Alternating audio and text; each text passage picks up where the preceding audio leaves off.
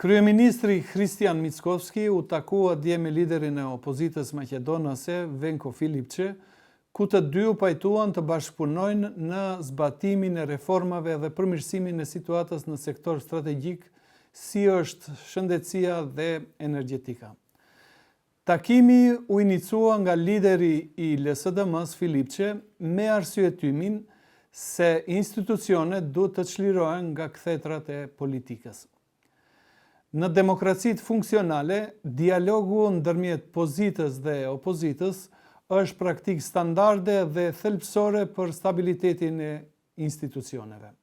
Megjithatë, Maqedonia e Veriut është kritikuar vazhdimisht nga Bashkimi Evropian për mungesën e këtij dialogu, sidomos kur bëhet fjalë për çështje me interes të përgjithshëm kombëtar.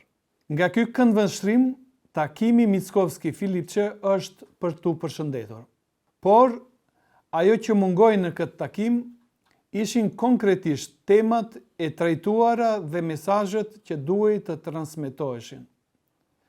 Pas tragjedisë së rëndë në Koçan, ku humbën jetë 60 qytetar, opinioni priste një deklaratë të përbashkët nga liderët politik, një mesazh i qartë që kërkon hetim të plot, të pavarur dhe transparent. Një sinjal se fajtorët do të dalin para drejtësisë dhe qytetarët do të marrin garanci se tragjeditë të tilla nuk do të përsëriten në të ardhmen. Në një vend ku kujtesa kolektive është ende rënduar nga tragjeditë të pasgjidhura, si ajo e spitalit modular në Tetov, dërgimi i këtij mesazhi nuk do të përbënte akmarrje, por përgjegjësi shtetërore dhe respekt për viktimat. Fatkeqësisht ky mesazh mungoi. Pse ky mesazh nuk u dërgua nga të dy figurat më të rëndësishme politike të vendit? Përgjigjja është e thjeshtë. Venko Filipçi nuk është në pozicion të kërkojë përgjegjësi institucionale, sepse ai vetë është simbol i mos përgjegjësisë politike. Në kohën e tragjedisë së Tetovës, ku 14 persona humbën jetën në spitalin modular, Filipçi ishte ministër i shëndetësisë. Asë kohë, ai nuk dha dorëheqje dhe as nuk u thirr nga organet e drejtësisë për të dhënë llogari. Deri më sot, publiku nuk ka marrë përgjigje për rrethanat e atij rasti. Kush i nënshkroi kontratat? Cilat kompani ndërtuan spitalet? Dhe në fund, me çfarë materiali? Dhe kush përfitoi nga ato? Në një shtet ku sundon ligji, Filipçi do duhet të ishte përballur me drejtësinë. Jo të merrte rolin e liderit të opozitës që predikon kinse çlirimin e institucioneve nga politika. Ky është jo vetëm paradoks, por edhe tallje me opinionin publik. Një tjetër mungesë serioze në takimin Mickovski-Filipçi ishte përkushtimi ndaj integrimit evropian, një prej prioriteteve strategjike të vendit.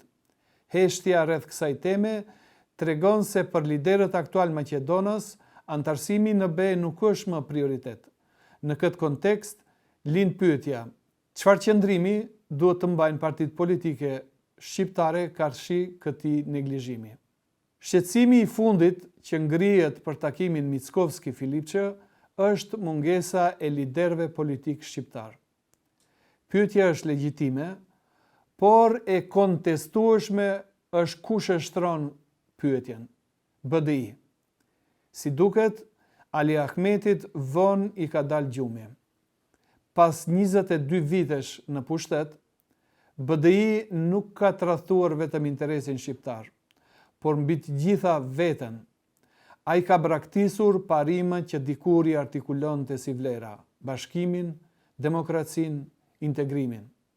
Dhe sot është një nga përgjegjësit kryesor për përçarjen politike të shqiptarëve, kapjen e shtetit dhe stagnimin në procesin e integrimit evropian. Rezultati është i qartë. Shqiptarë të përçarë si kur më parë, institucionet më të politizuara dhe perspektiva evropiane e pasigurt.